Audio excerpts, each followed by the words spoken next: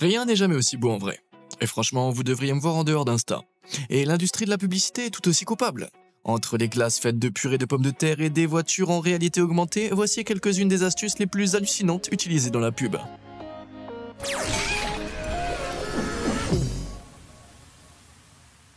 Mac t'embrouille. McDonald's. Fondée par Richard et Maurice McDonald en 1940, la chaîne de burgers est devenue l'une des préférées du grand public depuis plus de 80 ans. Et même si plus de 69 millions de clients affamés se ruent dans leur resto chaque jour, leurs burgers sont aussi tristement célèbres pour être un peu décevants comparés à ce qu'on voit sur leurs affiches ou dans leurs pubs télé. Mais comment arrivent-ils à rendre leurs burgers aussi parfaits dans leur campagne de pub? Eh bien, face à un client qui a demandé « Pourquoi vos produits sont si différents de ceux qu'on voit dans les pubs ?», McDonald's Canada a publié une vidéo en mode coulisses sur YouTube en 2012, révélant comment ils transforment un burger tout éclaté en une merveille. Et surprise, ils utilisent exactement les mêmes ingrédients, mais avec beaucoup plus de soin. Si on pourrait croire que McDonald's essaye de nous vendre une image de perfection, ce qui, soyons honnêtes, est sûrement le cas, leur but principal est en fait de mettre en avant tous les ingrédients, notamment en faisant ressortir les cornichons et les oignons souvent cachés sous le pain. Et même si ça a l'air simple dit comme ça demande en réalité tout le savoir-faire d'un styliste culinaire. Son taf, préparer et agencer les aliments pour qu'ils aient l'air plus beaux possible. Ce qui leur donne parfois des plats irréalistes, voire carrément immangeables, comme tu le verras plus loin dans la vidéo. Pour les pubs McDo, une fois les ingrédients bien placés, le styliste culinaire utilise un couteau chauffant pour faire fondre le fromage à la perfection. Ensuite, place aux condiments ultra précis. Ketchup et moutarde sont injectés à la seringue pour obtenir de jolies petites touches bien nettes. Et même après tout ce boulot minutieux, le cliché final est encore retouché par un pro qui booste les couleurs, ajuste les détails et efface les petites imperfections. Mais bon, ici on parle d'un processus qui prend des heures, contrairement aux pauvres employés pressés qui balancent tout en 2 minutes chrono pour qu'on puisse engloutir ça direct. Et si McDo améliore clairement l'apparence de ses burgers pour les pubs, il semble aussi avoir un petit mystère côté frites. Certains disent que les fast-food tricheraient en glissant des éponges et des cure-dents pour caler les frites et leur donner cette représentation parfaite. Même si cela n'est pas confirmé, on est tous d'accord pour dire qu'il y a un peu de sorcellerie derrière ces photos ultra bien rangées. Mais bon, que ce soit des éponges ou autre chose, ça m'empêchera pas d'en grailler 5 d'un coup. Ice Ice peut-être? Comme le disait Vanilla Ice dans les années 90, la glace est de retour avec une nouvelle invention. Enfin, de la fausse glace plutôt. Et oui, figure-toi que la vraie glace est rarement utilisée dans les films et les pubs à cause de son plus gros défaut, elle fond. Ajoute ça à son apparence trouble et imparfaite et tu comprends vite pourquoi elle ne fait pas le poids face à sa version artificielle. L'un des avantages de cette glace factice utilisée dans le cinéma et la pub est qu'elle est faite en silicone souple, comme on peut le voir dans ce clip partagé par le réalisateur TikTok David Ma. Elle se casse super facilement, ce qui permet au styliste culinaire de contrôler sa taille et sa forme à la perfection. En plus d'être incassable et malléable, elle est silencieuse, un vrai petit plus sur les plateaux de tournage où le bruit de la vraie glace qui s'entrechoque peut gêner les dialogues des acteurs. Qui aurait cru que de si petits détails feraient une si grande différence? Et ce n'est que le début. Dans leur quête de réalisme, les stylistes culinaires ont aussi trouvé une autre astuce pour simuler un verre ultra frais sans même utiliser de la vraie glace. Pour donner l'illusion d'une boisson qui sort direct du frigo, ils chargent une seringue de glycérine et placent soigneusement des gouttes sur le verre. La glycérine est quasi impossible à différencier de l'eau, mais reste bien plus longtemps en place, ce qui évite aux photographes de courir contre la montre. Une fois les gouttes bien positionnées, ils pulvérisent un mélange 50-50 d'eau et de glycérine sur toute la bouteille, donnant l'apparence d'une boisson ultra fraîche alors qu'elle est à température ambiante. Comme quoi, tout ce qui brille n'est pas de l'or, et tout ce qui goûte n'est pas forcément glacé non plus. Piège à soif. Les pièges à soif sont partout. Et non, je ne parle pas du compte Insta de ton ex. Je parle des boissons ultra cheloues qu'on retrouve dans les pubs. Et crois-moi, les ingrédients sont parfois inattendus. Commençons avec un classique, le café. Tout le monde l'adore. Et avec les études qui estiment que le marché mondial du café pèserait autour de 155 milliards de dollars d'ici 2026, il est clair que nous, accros à la caféine, ne lésinons pas sur le budget. Mais alors comment les marques nous poussent-elles à sortir le portefeuille pour notre dose quotidienne? Eh bien, d'après plusieurs sources, dans les pubs, les boissons sont souvent dopées au savon liquide pour obtenir une mousse parfaite et bien épaisse. Cette astuce permet de maintenir une belle mousse bien plus longtemps que le vrai café, laissant au réalisateur tout le temps pour shooter le cliché parfait. Mais ce n'est pas la seule entourloupe pour garder un café d'apparence fraîche. On dit souvent qu'Hollywood, c'est du bluff et des illusions. Eh bien, dans le monde du café, c'est vapeur et tampon. Laisse-moi t'expliquer. Une astuce courante des stylistes culinaires consiste à prendre un tampon humide, jamais utilisé et à le placer au micro-ondes et à le planquer derrière ou dans la tasse pour simuler la vapeur qui s'échappe du café. Du coup, la prochaine fois que tu verras une belle tasse fumante à la télé, Pense juste qu'elle est probablement froide, savonneuse et servie avec un tampon chauffé en coulisses. Perso, c'est pas comme ça que je prends mon café, mais chacun ses goûts, non? Et oui, même les boissons fraîches nous jouent des tours. Le vin, par exemple, est l'un des pires menteurs. Non seulement les boîtes de prod veulent économiser sur l'alcool dans les pubs, mais sur les plateaux de films, ils préfèrent éviter que les acteurs finissent ivres morts. Heureusement, les stylistes culinaires arrivent avec leurs cocktails spéciaux. Un verre de rouge? Non, juste de l'eau avec un peu de colorant alimentaire. Du chardonnay? Encore de l'eau, cette fois agrémentée de quelques gouttes de Kitchen Bouquet. Un produit à base de caramel et d'arômes végétaux, normalement utilisé pour colorer la viande. Mais si tu cherches un vin aux notes de rôti, ça fera l'affaire. Santé! Juste une part de gâteau. On aime tous le gâteau, non?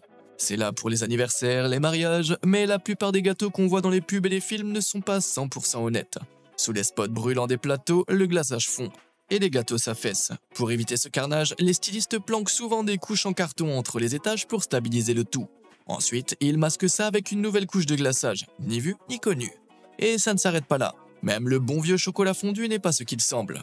Dans une interview, la styliste culinaire Emma Feigenbaum a révélé que, souvent, au lieu du vrai chocolat, on utilise un mélange de borax, oui, le produit de nettoyage, de colle blanche et de colorant alimentaire, soit en gros la recette du slime maison.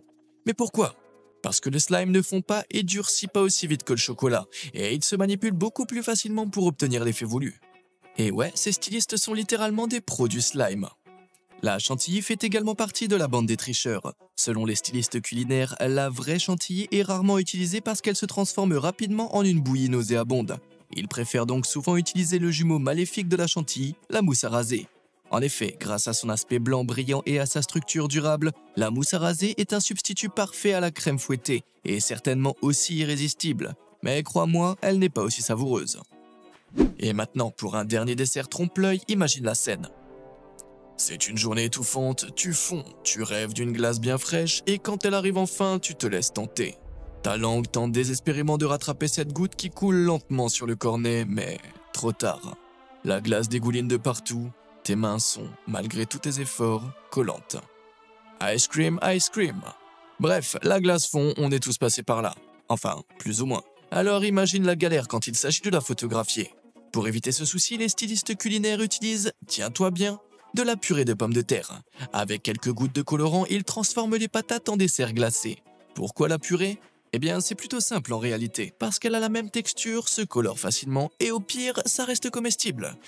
Mais bon, c'est quand même super déroutant de croquer dans ce qu'on croit être une glace à la fraise pour se retrouver avec une cuillerée de purée bien beurrée. Mais bon, si cette vidéo te plaît autant qu'une bonne glace un jour d'été, pense à t'abonner à la chaîne. C'est fait? Parfait, allez on continue. Robot. Aujourd'hui, on ne se contente plus de polir la nourriture pour la rendre parfaite, non. Si on en croit les pubs, on préfère voir la bouffe jaillir et voler dans les airs comme un feu d'artifice culinaire. Et tu peux imaginer que toutes ces acrobaties demandent pas mal de préparation. Steve Geralt est un véritable pro du lancer de tacos, mais sur son CV on peut surtout lire « ingénieur visuel ». Steve et son studio de garage construisent des machines robotisées impressionnantes qu'il utilise pour créer des visuels explosifs, bluffants et parfaitement chorégraphiés. Lors d'une interview, Steve a révélé que sa création préférée est ce qu'il appelle le Deconstructed Burger Rig. Et tu l'as probablement déjà vu en action dans des pubs.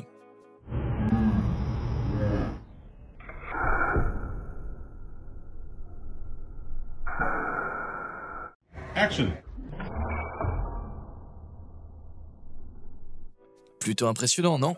Comme tu peux le voir, chaque ingrédient est suspendu par un fil qui est ensuite effacé en post-prod.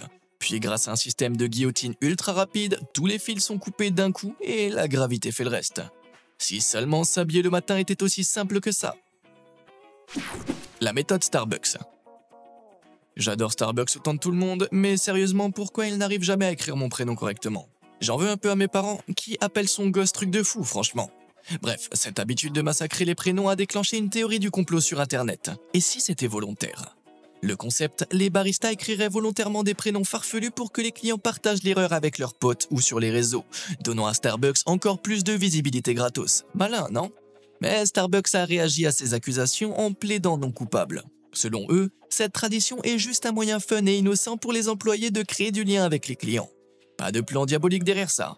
Mais que les noms soient volontairement mal orthographiés ou non, le sentiment de personnalisation et d'appartenance qui se dégage d'une boisson Starbucks portant un nom est sans aucun doute une formule gagnante. Elle permet aux clients de se sentir heureux et liés au produit tout en donnant à l'énorme entreprise une impression de petite taille et de personnalisation, ce qui a de fortes chances d'accroître la fidélité des clients sur le long terme. En vrai, si ton prénom est écorché, ce n'est sûrement pas un complot, juste un barista qui t'a mal entendu ou qui se fiche de savoir si tu es une Karen avec un C ou un K. Immobilier pas si authentique. Pour beaucoup, acheter une maison est l'achat de toute une vie. Avec un prix moyen de près de 300 000 $ aux États-Unis, selon CNBC, ça donne forcément envie aux agents immobiliers de décrocher la vente. Tout d'abord, ils ont besoin d'un appât pour t'attirer dans leur toile, qui est souvent constituée de photos en ligne trompeuses. Et comment faire? Il suffit de regarder ces deux photos prises exactement au même endroit dans une pièce. Elles sont légèrement différentes, non? C'est parce que les objectifs grand angle, comme celui utilisé pour capturer la deuxième image, élargissent l'espace. Les objets semblent plus éloignés les uns des autres et plus distants que la normale, ce qui exagère la différence de taille entre le premier plan et l'arrière-plan, créant ainsi l'illusion d'une pièce plus grande qu'elle ne l'est en réalité. S'il est compréhensible que les agents immobiliers veuillent montrer le plus possible la maison, on peut comprendre pourquoi ces photos sont souvent un peu trompeuses. Et avec l'arrivée des ultra grands angles sur nos smartphones, c'est encore plus facile de faire paraître les choses plus grandes qu'elles ne le sont. Ce qui, disons-le, peut servir dans bien d'autres domaines aussi. Mais bon, que se passe-t-il quand tu visites la maison et que tu te rends compte que ce n'est pas exactement comme sur les photos? Comment embellir la réalité? Le courtier immobilier Clip Erickson du Colorado explique que l'odeur joue un rôle clé. Certains diffusent des senteurs de cookies aux pépites de chocolat ou font du popcorn sur place pour créer une ambiance chaleureuse et accueillante. Ils soulignent aussi l'importance de la musique d'ambiance, mais attention, ils évitent les tubes trop connus pour ne pas déclencher de mauvais souvenirs. Imagine, cette maison est magnifique, mais est-ce que c'est Nickelback qu'on entend?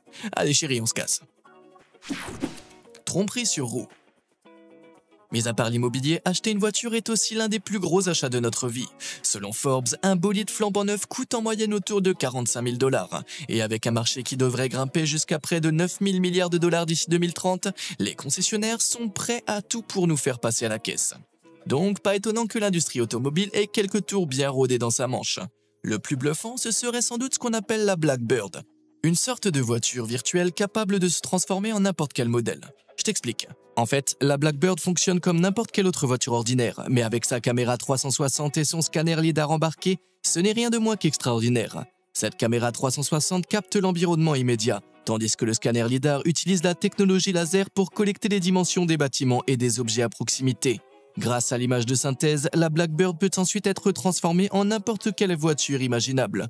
Mais grâce à la capture de mouvement en 3D de la caméra 360 et du scanner lidar, les animateurs sont en mesure de recréer des effets authentiques sur la voiture de synthèse, ce qui donne un rendu hyper réaliste pratiquement impossible à distinguer de la réalité.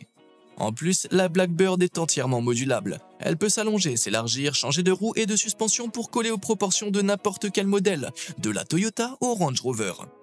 Mais tu te dis sûrement pourquoi ne pas juste filmer une vraie voiture? Eh bien, pas si simple. En réalité, beaucoup de pubs sont tournées avant même que le design final du véhicule soit validé. Donc, si la forme change entre-temps, mieux vaut retoucher un modèle 3D que de refaire tout le tournage. La Blackbird est également très prisée des réalisateurs de films, qui peuvent ainsi disposer de presque n'importe quelle voiture sans les risques de dommages ou d'assurance liés à la location ou à l'achat, par exemple une Jaguar E-Type de 1961. Bien que le prix exact de la Blackbird soit tenu secret, on dit qu'elle ne représente qu'une fraction du coût des véhicules anciens et exotiques. Bien que la Blackbird ait certainement une bonne raison d'être, je ne peux m'empêcher de penser qu'une publicité automobile entièrement réalisée en images de synthèse est peut-être tout aussi trompeuse que des modèles de la nourriture photoshopée. Et toi, dis-moi ce que t'en penses en commentaire. Mais admettons, comme la plupart des gens, que tu n'aies ni une Lamborghini ni accès à la Blackbird, mais que tu sois passionné de pub auto quand même. C'est ce qui est arrivé au photographe indien Kunal Kelkar pendant le confinement de 2020, et il a trouvé une solution très créative. En discussion avec Lamborghini pour un shooting, Kunal n'a pas pu voyager en Europe à cause de la pandémie. Alors il a trouvé une solution bien créative, shooter une mini Lamborghini. Ouais, il a attaché une réplique 1/18e d'une Lambo Huracan sur un tapis de course avec une ficelle, et grâce à la technique de la perspective forcée, il a créé l'illusion d'une vraie voiture grandeur nature. La perspective forcée, c'est ce classique des photographes et des touristes qui font semblant de tenir la tour de Pise, où l'emplacement du sujet donne l'impression qu'un objet est plus grand, plus petit ou plus loin qu'il ne l'est vraiment. Et dans le cas de la Lamborghini de Kunal, bien plus grande. Pour rendre la scène encore plus réaliste, Kunal a aspergé la voiture et le tapis de course d'eau pour simuler la pluie, utilisé des éclairages puissants pour créer des reflets sur le sol et même un filet de ping-pong pour un décor de fond. Et entre nous, je suis à peu près sûr qu'un petit coup de Photoshop est passé par là pour booster les couleurs. Franchement, le résultat est bluffant. Jusqu'à ce qu'on zoome en arrière et qu'on découvre deux adultes en pleine récré avec une voiture miniature et honnêtement, j'ai bien envie de les rejoindre. Dans le même délire, le TikToker et réalisateur David Ma a réalisé sa propre pub avec une voiture sur tapis de course et a partagé le résultat final en vidéo.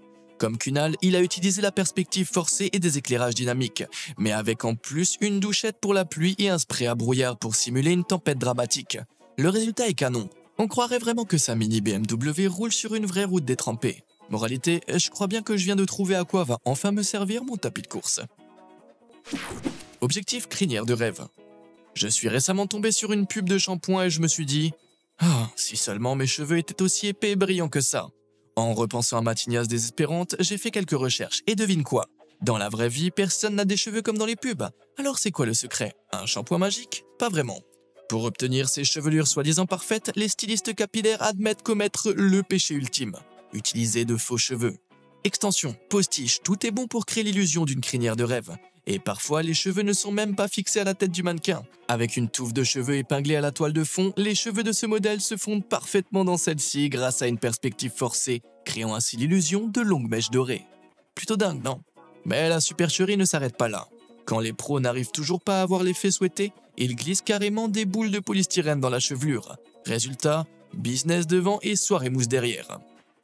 Mais l'astuce la plus folle, et du coup la plus géniale, c'est comment ils réussissent à faire onduler les cheveux comme s'ils flottaient au vent. Et là, accroche-toi, c'est grâce à deux petits bonhommes verts. Non, pas des aliens. Des humains en combi verte. Leur job, manipuler la chevelure avec de longues tiges pour donner l'illusion qu'un mouvement naturel, comme si le vent faisait le taf. Grâce à la magie du fond vert, les assistants en morph suit sont effacés au montage, et à l'écran, on y évoque du feu. La magie de la télé, c'est quand même quelque chose. Alors, qu'est-ce qu'on retient ? Eh bien, si tu veux vraiment des cheveux comme dans les pubs, il te faudra deux types en costume vert, des boules de polystyrène et sûrement quelques mèches piquées ou cousin machin de la famille Adams. Dispo dans toutes les bonnes boutiques, bien sûr. Ah, et peut-être, juste peut-être, le shampoing qu'ils essayent de te vendre, mais j'ai comme un doute là-dessus. Ah, et j'allais oublier. Si tu veux voir d'autres trucs un peu plus hard que les marques ne montreraient jamais en pub, genre des employés de fast-food qui se grattent les fesses ou des burgers infestés d'asticots, va jeter un œil à cette vidéo, ce qui arrive vraiment à ta bouffe quand tu ne la regardes pas. C'est plutôt choquant. Alors, quelle astuce t'a le plus surpris? Dis-le moi en commentaire. Comme d'habitude et jusqu'à la prochaine fois, merci de nous avoir suivis.